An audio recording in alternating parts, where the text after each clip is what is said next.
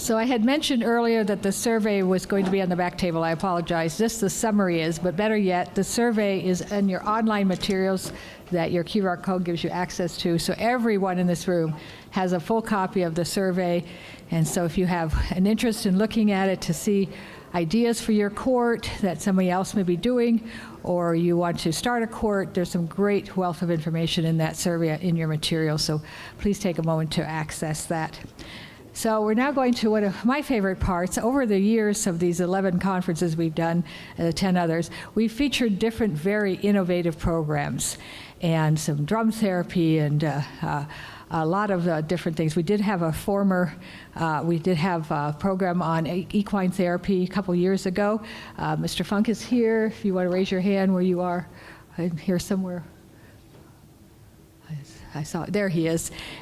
So we're going to have a different version of that today. But these judges have been very innovative in looking at other ways to reach veterans.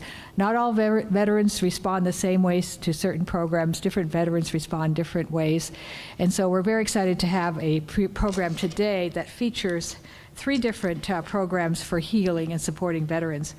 One of my favorites is the Save the Warrior. Adam Carr is here to represent that group. He is a U.S. Army Combat Veteran, Special Forces Green Beret, 12 years serving the country, and then he became Executive Vice President and Board Member of Save the Warrior. They address very complex post-traumatic stress and suicide prevention issues.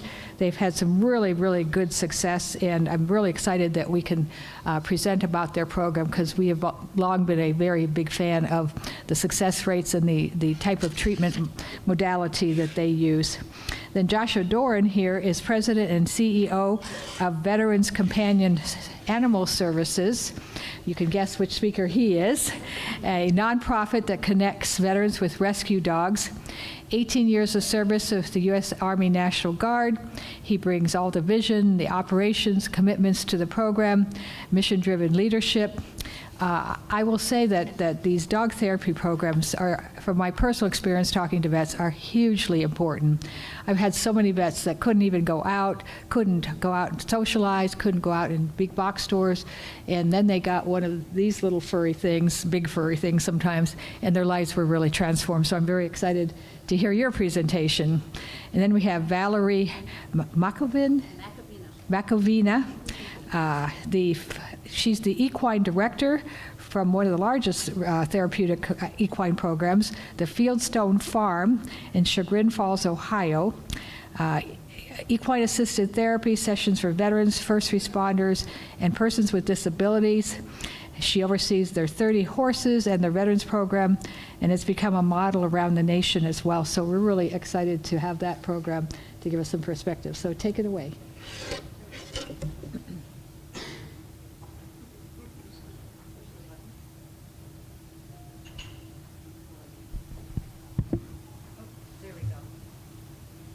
Is it working? Oh, there we go, it's working. Hi, good morning. Again, I'm Valorie Machovina. Thank you so much. I am really excited to be here and share about the programs that we offer at Fieldstone Farm. I myself have about 25 years experience in equine assisted services. I am new to the veteran industry. I have been working with veterans for a very short time, only 3 years, but I have experience working with first responders and law enforcement. And while I found that to be very rewarding, I really enjoy working with the veterans that come to our programs. It's the community that they create and the bonds that they create, and with the horses is just amazing to watch. It's a great process. I'm going to talk a little bit about Fieldstone Farm. We've been around for about 45 years. We are a nonprofit located in Chagrin Falls. We do have 30 horses of all ages and sizes and colors. And we're located on 45 acres. We started offering veteran services at around 2013, and it started with a VA residential unit. And the VA would bring a van load of veterans, and we would provide services. At that point, we only had a couple of horses, and they came once a month. And that program due to some very generous private donors, has continued to grow, and we offer a wide range of equine-assisted services today. I'm going to talk a little bit about some of the services that we do offer, and then I'm going to show a video because I can talk about the services that we offer all day long, but until you actually hear what the veterans have to say and see some of the services in action, it will really kind of give you a feel as to what happens at the farm when they come. People don't understand why horses or what they do, so you're going to have an opportunity to kind of see that for yourself. Is that still on? Okay, there we go, sorry. Yep, that one cut off before too. Okay, there we go. So equine assistance services, they fall into 3 different categories. We offer mental health services, and those mental health services, we do have a mental health professional present in these services. We offer both group and individual services. We work on regulation, coping, relaxation skills, grounding, and mindfulness. And then once we talk about them in pre-group, we then go to the horses and we spend time with the horses.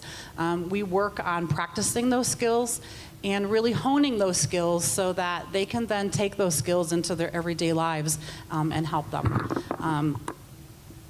Services are very tailored to the individual and to the groups, keeping in mind that we meet them in the moment where they're at, and we can shift and change at any time in order to meet what the needs are as to what they need. The other services that we offer are learning and coaching services. And those are kind of look a little bit different than mental health services. There may or may not be a mental health professional present. And we typically have a monthly theme. It could be boundaries, it could be self-care, it could be leadership, it could be letting go of leadership, it could be managing pain. So there are so many different skills that we could work on that we integrate the horses with. And again, these are both individual and group services. Then the other part that we offer are horsemanship skills. We offer a wide array of horsemanship skills. One of our most popular and most effective things that we do is carriage driving. We have a full carriage driving program at Fieldstone. We have 6 horses that currently that we use in that, and we have 4 different carriages. All of them are wheelchair accessible.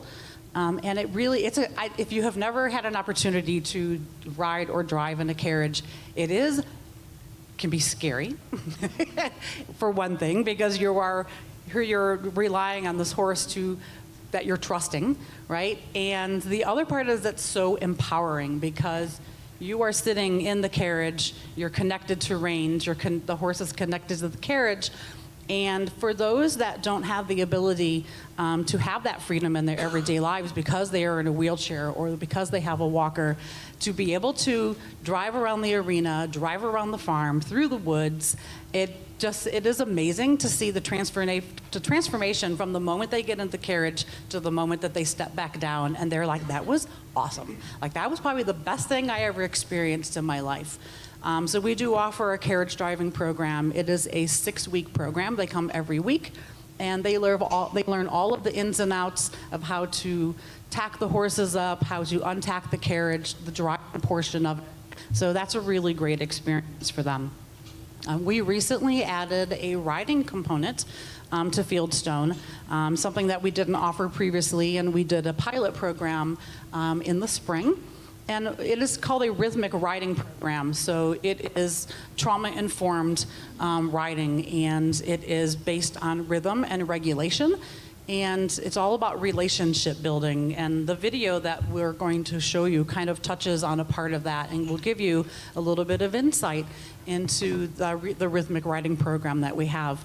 At the end of the program, all of the veterans, they choose the music and a playlist, and they ride to music. And as we all know, music can be so very beneficial. And then if you integrate that with the interaction with the horses, it can really be powerful. Another program that we offer is round pen or liberty work.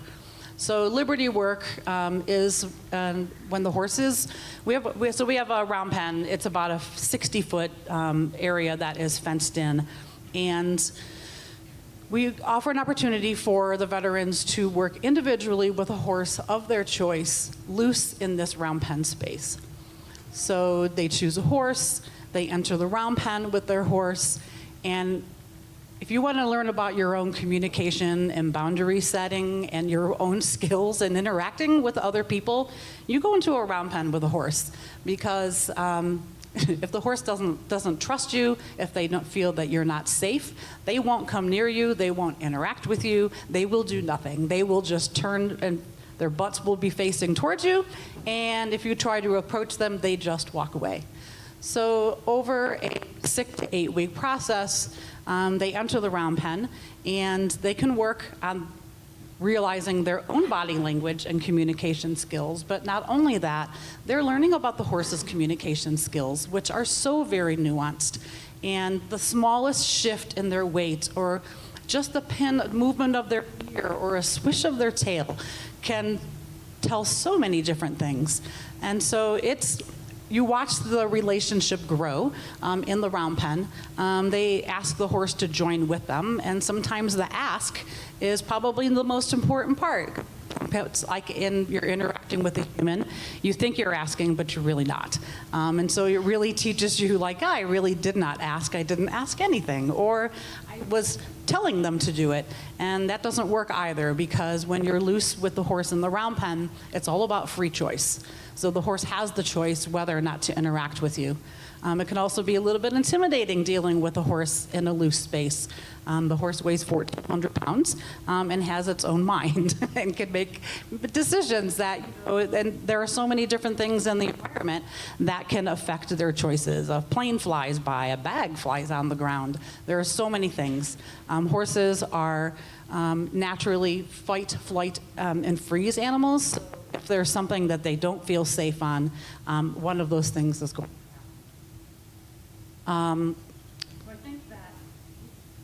There we go. Okay, so I think that we're going to go ahead and start the video, if I can figure out how to do this.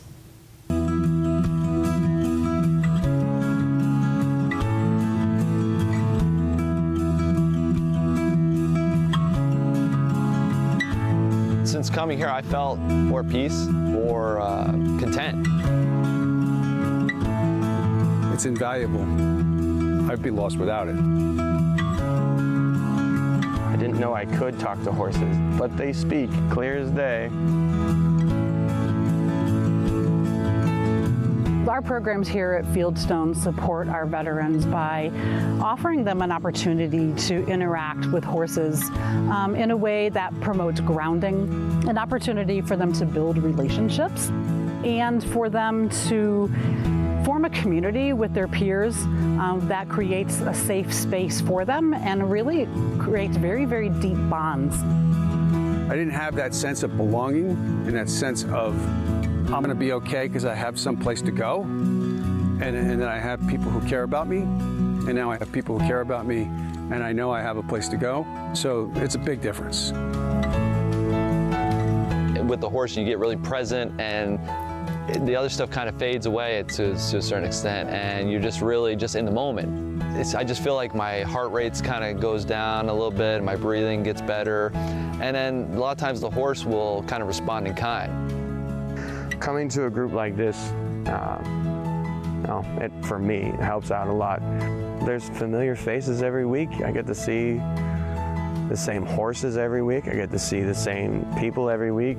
I don't feel that I have to hide anything about myself, which is huge. It has been amazing working with the veterans. They're able to work with a horse, groom, lead, and really develop a relationship. So it's been not only rewarding for them, but for us too as volunteers to see this growth. The veterans could be from any different branch, male, female, several different age groups, right? And yet the horses create an environment where it doesn't matter who you are, what you've been, or what is happening in your life. It just creates a space of safety for them. When I was in Iraq, I experienced a lot of really close calls. Didn't realize the extent of what I had in terms of some PTSD.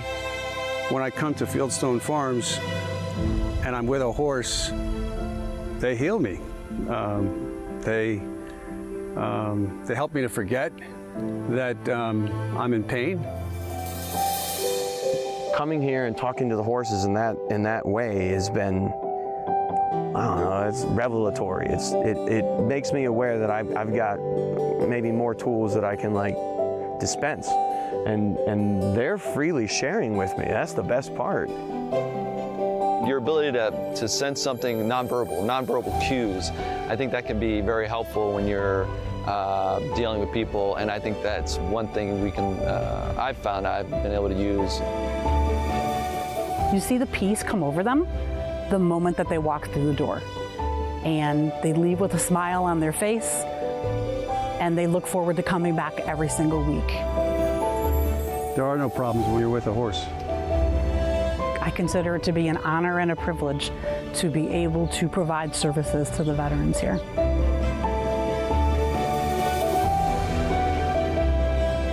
Horse can change a life. Horse does change a life.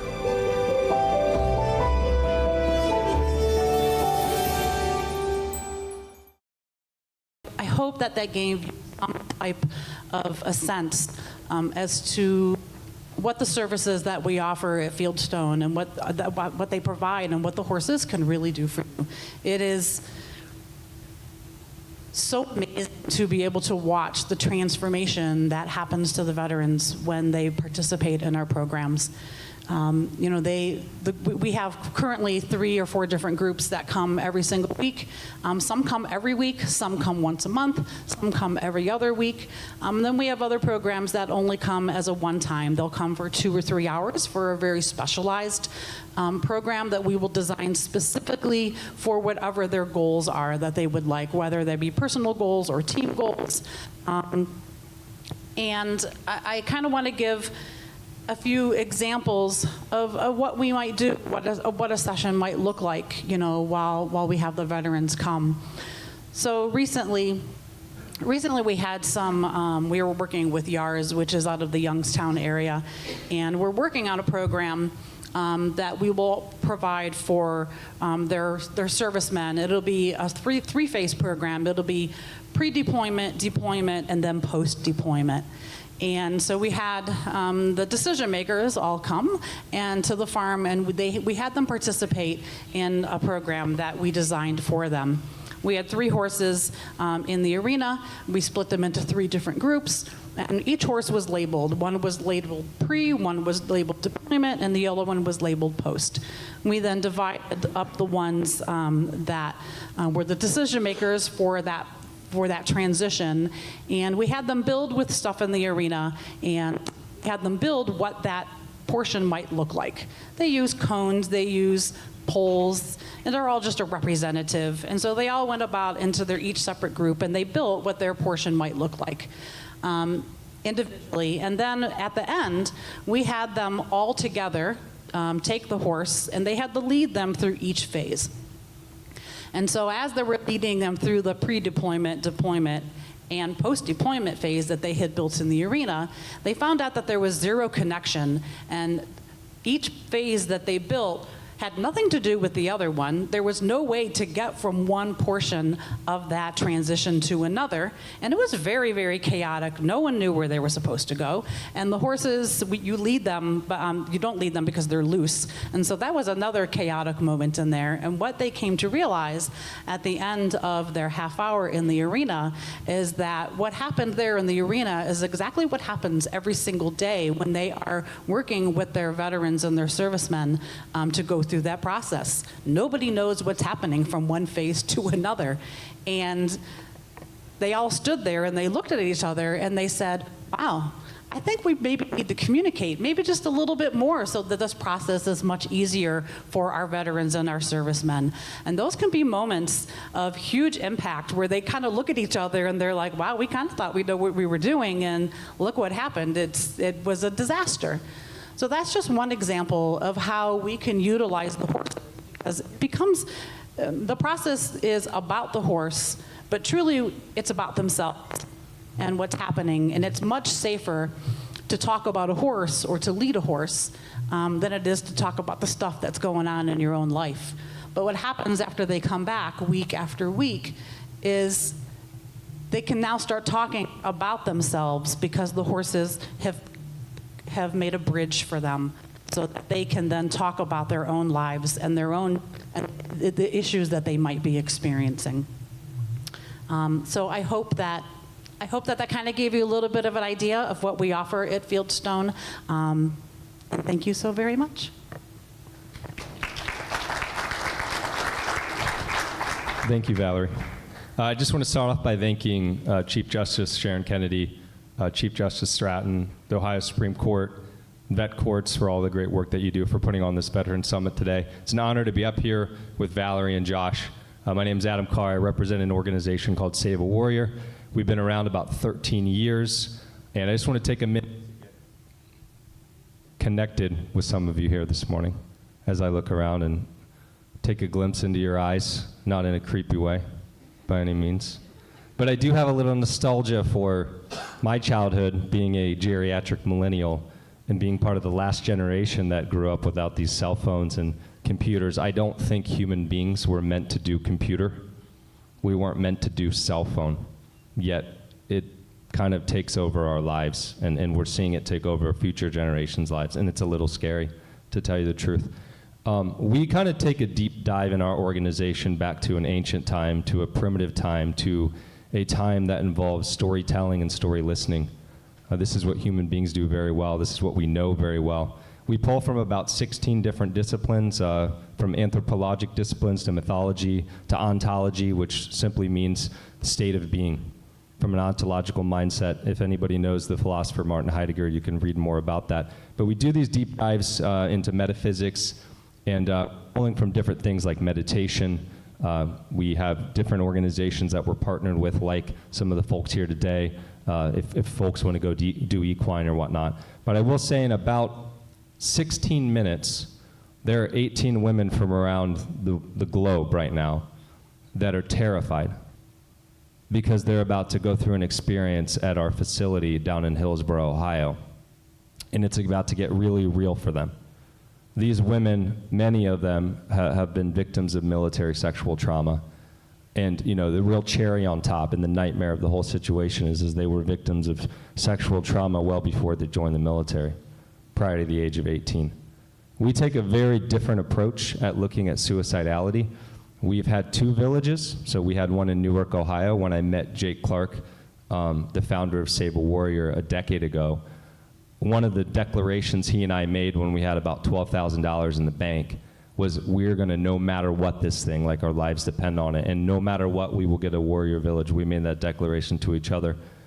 We did do so at the old Longerberger facility, not the basket, but Old Man Longerberger's estate out in Newark, Ohio, and we had that for a few years, and that town was very good to us.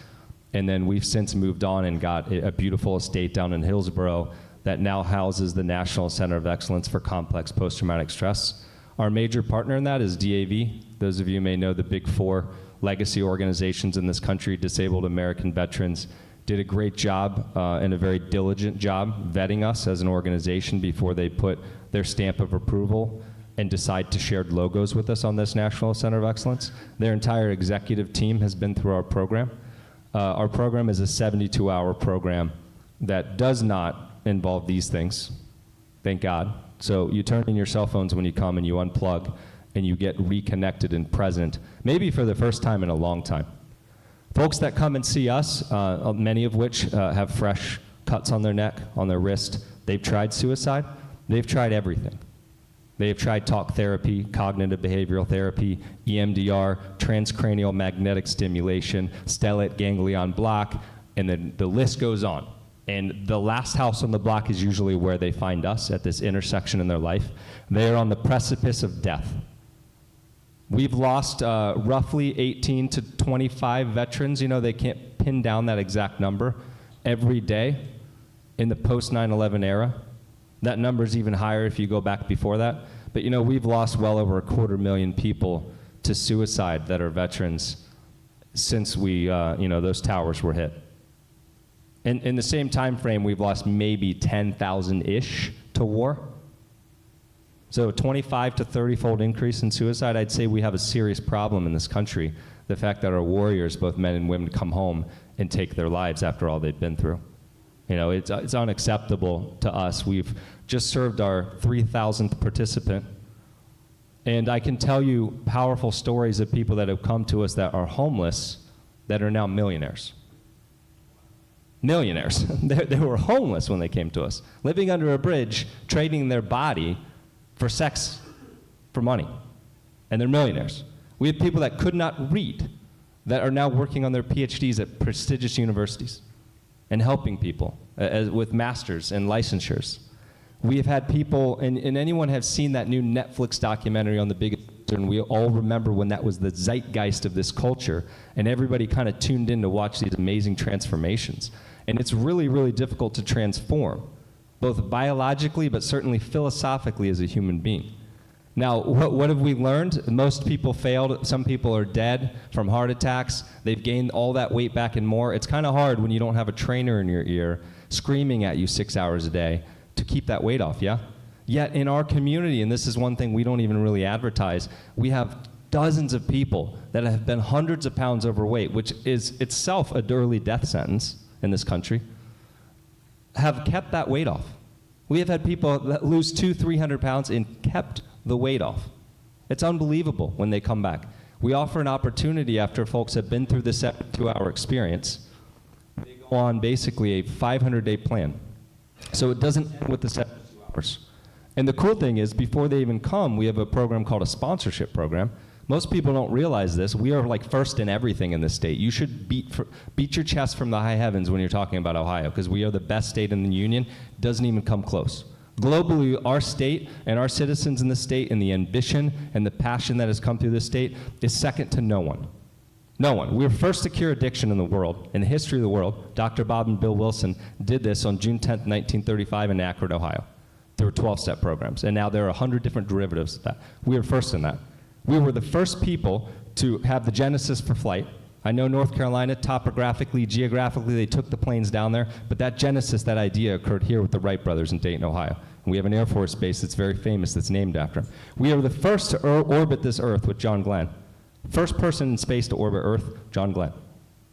First person to walk on the moon, Neil Armstrong, Ohio. We're the glass capital of the world. We're the rubber capital of the world. We have a lot of things to be proud of. We are also first, I believe, in taking steps forward and being the most veteran-friendly state in the entire country. Right now, there's really important legislation for disabled veterans and folks that are suicidal because they are homeless, they're having trouble having their miracle happen on Senate Bill 92 right now, to get that passed so that we are now going to be like the 21st state, hopefully, that gets property tax exemption to 100% disabled veterans. And that's in the Ways and Means Committee. So if you don't know about that and you want to take action as a call to action moving out here, call your local state senator, call your local U.S. House or your Ohio representative and say, hey, I'm interested in Senate Bill 92. This is a way we can help struggling veterans. There's 900,000 veterans in the state. 1 out of every 10 people in the state is a veteran. Very important part of the population. We do tremendous things. I digress. This organization, so we have a sponsorship program to tie into Dr. Bob and Bill Wilson's amazing transformative work, where we get people sober before they even sit in a seat in our program. Before you even come sit in a seat, you get to be chemically clean, and you get to be clean in a variety of ways, whether you're dealing with heroin, you're dealing with drugs, you're dealing with whatever the case may be. We get you in a 12-step program, and we get you taking other people through the steps. Then you come through the program, no cell phone, 72 hours. You have a very transformative experience. For many people, it's like a quantum aha moment. I don't have a video. I do have stories to share with you. Novelty is something that, by definition, allows a situation that otherwise seems frozen to become unstuck. We predicate everything we do on novelty.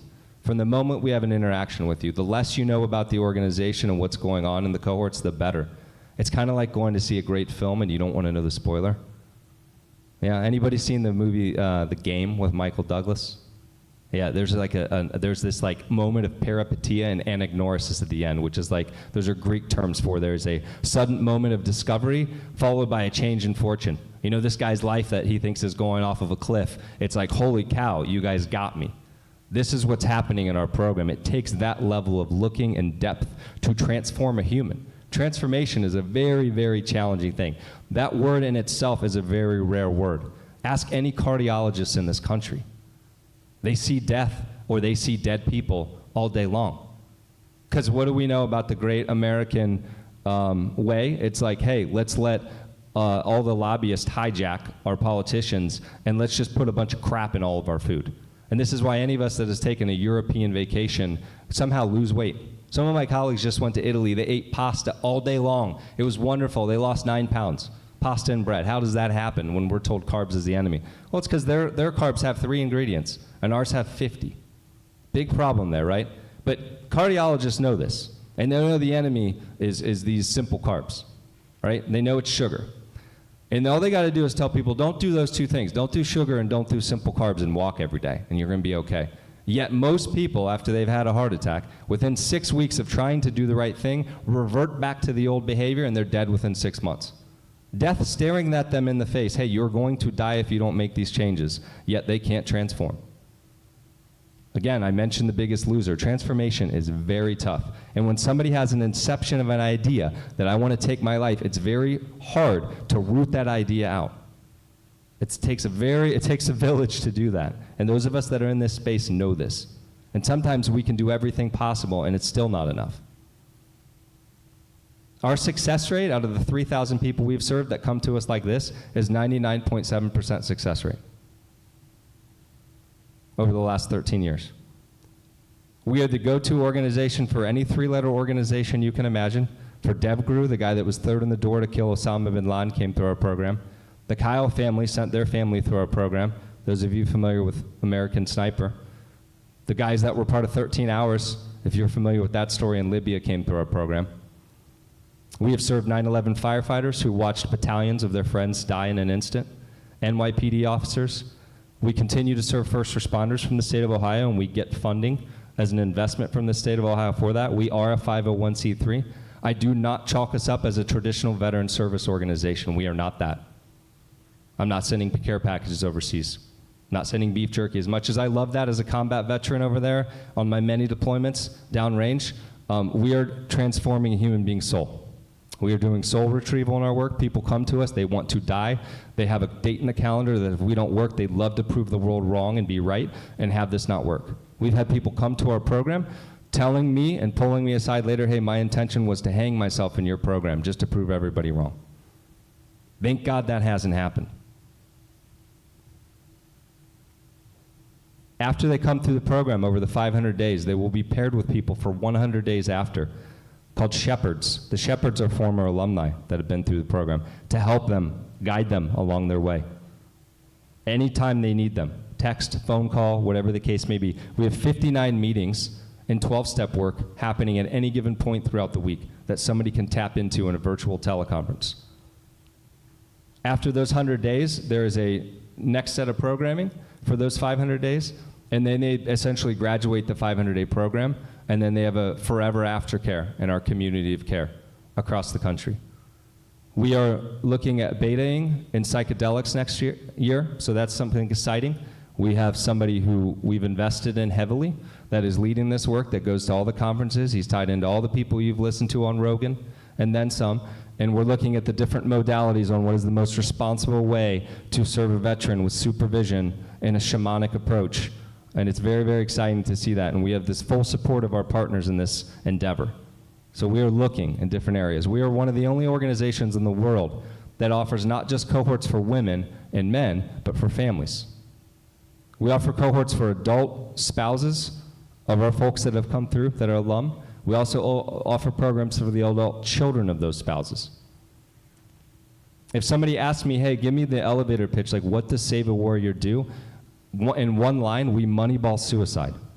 And those of you that aren't familiar with the word Moneyball or that film in general, the premise of Moneyball is that this one guy, who was really kind of a mixture of multiple characters, But this one economist from Yale, so an economist in the game of baseball, how interesting, changed a 100-year-old sport, a sport that everyone in the world said, hey, you can't change baseball, changed it by looking where nobody else was looking. And what we started to look at as a data point was something called ACEs survey. And those of you that have maybe read from the California Surgeon General, The Deepest Well by Nadine Burdock, or maybe you've read The Body Keeps the Score, which is a book written by a psychiatrist, so trained in basically, hey, medicine is the answer, right? There's some chemical component we can change in your brain, the answer. His name's Bessel van der Kolk, he's a Harvard-trained psychiatrist, has basically come out and said, we have it all wrong as a culture. That is actually absolutely the furthest thing from the truth. All of the trauma in our body is stored in our tissue, it's stored in our muscle, it's stored in our bones, and we can measure it, and we can prove it. And then he goes to talk about the different holistic modalities that are actually working to help people dealing with trauma. Now, the ACEs survey focuses on 18 and under. How interesting, right? Because the age to serve, unless you do the delayed entry program, which is 17, is 18 years old in this country. Yet they're focused on trauma that happened prior to 18 and how that impacts and how that correlates to financial problems, marital problems, STDs, gambling issues, addiction issues, both chemical and process, and a slew of other things, but pretty much leads to early death. So the higher your ACE score, the higher chances you have of dying at an earlier age. Some of these questions are, at any time prior to your 18th birthday, was there an alcoholic in the household? Did somebody go to prison? Did somebody molest you or attempt to molest you that was at least 5 years older than you? Did you ever feel like you didn't have anyone that could take you to the doctor? And everyone here can go online by a simple Google search and you could take your own ACE score. The average ACE score of most successful professionals out there in culture today is between a 1 and a 3. That means that that's pretty traditional. Maybe there was an alcoholic in the family. You know, we all have some type of trauma in our background. In general, you can survive pretty well with a 1 to 3. Where things get very interesting from a data point, and there is a statistically significant number on this, we're talking millions as an N, is essentially once you hit a 4, there's a 10-fold increase once you hit a 4 on the ACE survey that you will attempt suicide at some point in your life, so 1,000%. When you hit a 6, it's a 50-fold increase. So now you're 5,000% more likely to kill yourself if you have an ACE score of a 6. The average ACE score of somebody sitting in a federal penitentiary system right now is a 7. Anyone want to take a stab at what the average ACE score is of a participant that comes to see us at Save a Warrior, from the Army Rangers, from the Green Berets, from the Marine Corps, from AFSOC, from the Coast Guard, from all these different organizations across the world? It's a 7. It's a miracle they even got into the recruiting station. Then they get the cherry on top in the steroid injection of combat trauma, which is a different type of trauma, mind you. That's why we have labeled this the Complex Center for Post-Traumatic Stress. There is a formative or developmental trauma that happens in the brain where trauma gets stored in our bodies. And then the prefrontal cortex, which is our penium chip, this is our executive decision-making function, comes online when we're about 25, 26 years old. And that is really coined as moral injury. And we can disappear moral injury very quickly. And we've been very successful at that. It is this deeper trauma that happens in childhood that is very, very tough to get at. Because what ends up happening is we form these things called survival traits. And these are really just our ways of being, how we react to things versus respond as humans, that show up in very ugly ways for us. Hence the high divorce rates in the military, the high suicide rates, the high addiction rates, the high rates of financial irresponsibility, and the list goes on. The good news is we know this, and we address this. And we go right at it. There's no hiding from it. There is a mirror held up to you for that entire 72 hours on the ugly things that have happened to you and the ugly things that you've done to another human being that you regret. And we work through that in a very powerful way, in a very tribal way, in a very humanistic way. And it works, again, to the degree of 99.7%. So if you want to know more about us, you could do a simple YouTube. We're the feature of a documentary on CNN called The War Comes Home that Soledad O'Brien did. We're also the feature in a film, not the Miles Teller film, but a separate film called Thank You for Your Service. We have a full feature film being done right now by director Todd Robinson and Mark Ciardi from Disney, who's done like Invincible, Miracle, The Rookie, Seabiscuit, all these different films that is being done right now on the organization. Jake and myself and some of our alumni are going to row the Pacific Ocean for the world record And in a rowboat with no other boats around, we're going to be racing some boats, but there's no safety boat. We're going to do that in 2027 to try to make Save a Warrior a forever organization. We are working on building an endowment so that this organization never goes away. We're also looking at expanding to Austin, Texas, and San Diego, California. We do have a Save a Warrior sanctioned organization in the United Kingdom right now that is successfully running cohorts. In this past year, we had the Israelis send somebody from the Department of the Ministry and the Department of the Interior to evaluate our program, and we're looking at going to Israel next year to potentially run programming as well. So a lot of exciting things going on. If you're wondering how somebody can come through our program, the good news is it's free. We go out and beg for money all over the globe. I'd say we're pretty good beggars. I enjoy that part of the job too, because it's, as you could tell, I'm very passionate about this work. You know, there's nothing better in the world than watching the lights come back on a dead human being. It's the most amazing thing in the world to watch the lights come back on a soul that doesn't want to live anymore and that has no hope. To see that injected in them, there's no other words for it. It's quite frankly ineffable.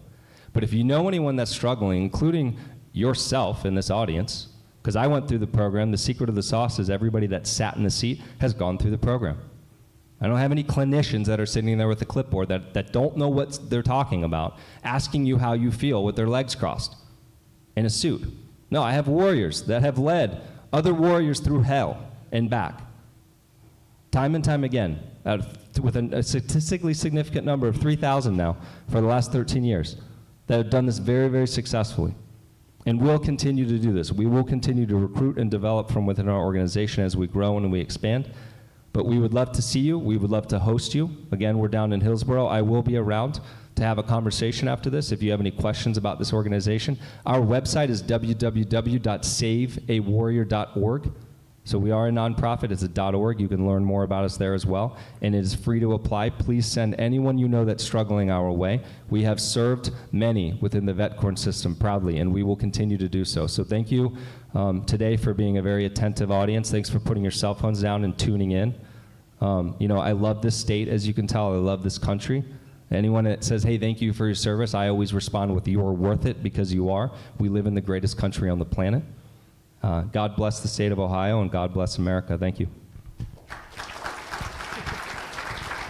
Awesome. Hi. So it's going to be hard to follow. I was just telling him before the session started that that VCAS, we come across a lot of veterans, obviously, and I've heard a lot of veterans talk about Save a Warrior, and none of them have said anything but awesome things about it. So what they're doing is working, and it's creating quite a reputation and results for veterans. So I'm Josh. I'm the CEO for Veteran Companion Animal Services. We call it VCAS for short. And it started about 2013. We placed our first dog in 2018. But when we were setting it up, there was kind of a crossroads. We could go the traditional service dog route or focus on companion animals. So I want to kind of talk about the differences. So your service dogs, they're usually trained for a specific task or purpose, whether it's medical or whatever. But with that, it comes with a lot of training, a lot of time, and a lot of money. So say a veteran is applying for a service dog, wait lists can be years, costs can be tens of thousands. So we went with the companion route because we also saw that a lot of veterans, while they're still suffering with PTSD, suicidal thoughts, ideation, anxiety, they don't have that medical diagnosis, that little stamp of approval that will open the service dog doors for them. So when a veteran comes to us, we don't require any kind of medical diagnosis whatsoever. But when a veteran does come to VCAS, they fill out an application. We learn a lot about that veteran's lifestyle. So where they live, their age, what activity level they're at, and then we find a dog that really matches up to that. So it's really about the matchmaking, vetting the dog, making sure it's going to be a good fit. So we don't just place a random dog with a veteran. We spend a lot of time making sure it's going to be the right one for that veteran. Once we do make that placement, we actually cover all the costs for the first year too. So we're going to give that veteran a starter kit, which is crate, bowls, foods, and treats and toys. We'll continue to provide all the food, veterinary care, and medication needed for the first year. That way that veteran doesn't have a financial burden or has to go through that. They can really just focus on building their bond with their animal. Then our next program, we do offer free dog training. And that's also open to any veterans. They don't have to get a dog through us. But it's a 7-week program, and we also set that up to really build the bond between the veteran and the dog. So they don't drop the dog off somewhere and it gets trained by somebody else, and then the dog's returned to the veteran. The veteran comes to the training. They're working through all the commands. They're learning just like the dog is learning. And that whole time they're building their bond, building that trust and that companionship. And it gives the veteran a lot more confidence in the training as well. And then once a veteran completes the program, we have an alumni group. So camaraderie and community is very important to have those shoulders to lean on. So quarterly we'll put on alumni outings, inviting these veterans to come. They can bring their families to those. And then we just started a therapy dog program, which is kind of what Lucy is doing. So she's not a service dog, she's more a therapy dog. And she's here for you all. So you can pet her, engage with her and everything. But I feel like that's part of our program that's bringing everything full circle. So if you think of the initial placement, that whole first year, that veteran and dog are really there for each other. You know, that veterans getting that companionship, that unconditional love. And we work exclusively with shelter dogs. So all the dogs we place are in a shelter that could potentially be euthanized, so they have their home, they have their person and their family. But they're really helping each other. But then that therapy dog comes in, and it really empowers the veteran to then go out into the community, share their dog, have that impact on others, and help them get out of their head a little bit. Because as a veteran myself and dealing with my own PTSD and depression issues, it's when I get out of my own head that I can, help others and serve others, and that's what's really helped me kind of get past that. So we try to do that same thing for the veteran, but all of our programs, they're free to the veteran. So, and going back to the service dog wait list, we usually can place a dog with the veteran in about a month or two versus a couple years. So if you are a veteran and you're in crisis, you don't have 2 years to wait for your animal, that companionship and unconditional love. So we're able to get that dog to that veteran for free and a lot quicker and everything. And I think the stories of impact are very similar to what my cohort up here have said, that these veterans come to us in various stages of life, and we've had countless veterans come and say that this dog, I don't know if I'd be here without this dog. And they don't do anything special. They're just there. They don't care about your baggage. They don't care what you've been through. They are there for you 24 hours a day, 7 days a week. And that's another thing I tell people is, therapy and medication can help, but when you're having that night terror, that midnight nightmare, that dog's going to be the only thing there that provide you that comfort. So I think we're running a little bit low on time, so I wanted to save some time for questions from anybody, for any of us really. So if you have questions about our programs or want to learn more, here's your time to ask some questions.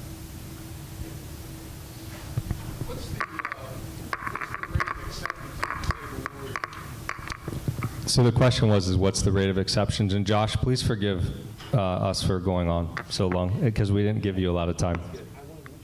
Okay, that was very kind of you. That depends. This program is not built for everyone. We do realize that. You heard me say we don't have clinicians on site, right?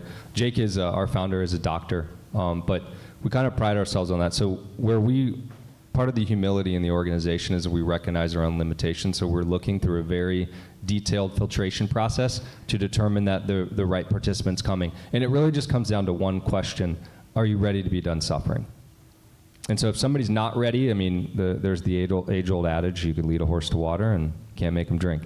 We're not going to work with people that aren't ready to be done suffering. But if you are, we have a place for you. That acceptance rate is probably somewhere to the tune of 90 to 95%, so we don't turn a lot of people away, but we do have those rare exceptions where maybe it's either there's some type of case like schizophrenia or DID or BPD or something that is beyond the scope of our work. We're very well versed in the DSM-5, where it's like, hey, let's refer them to this other organization or these other folks. But it's a pretty high acceptance rate, again, 90 to 95%.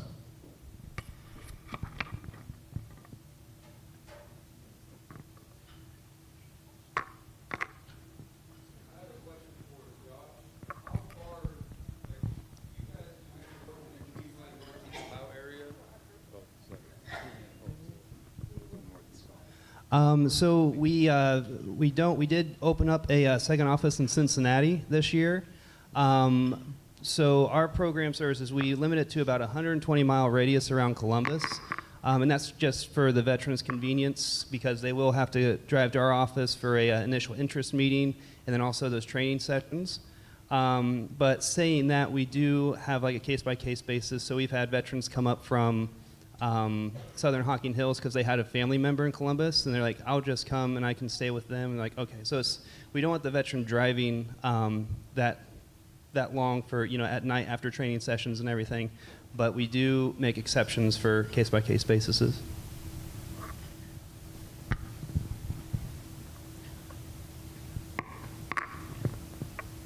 We have a question from our virtual audience. Someone asked, how long do people live on site at Save a Warrior? They asked how long are they on Yes. site? Yeah. For 72 hours. So we started out as a 5-day program, and we said, you know what, let's do this at the exact same time frame of a mental hold in this country. And then let's put this up against any mental hold around the United States. So 72 hours is what we've dialed in as the right time frame for a human being to start to wake up and start to move on a different path in life.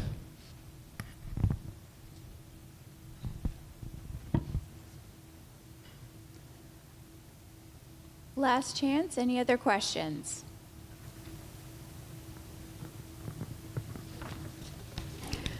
All right. Well, thank you. Let's give our participants a hand.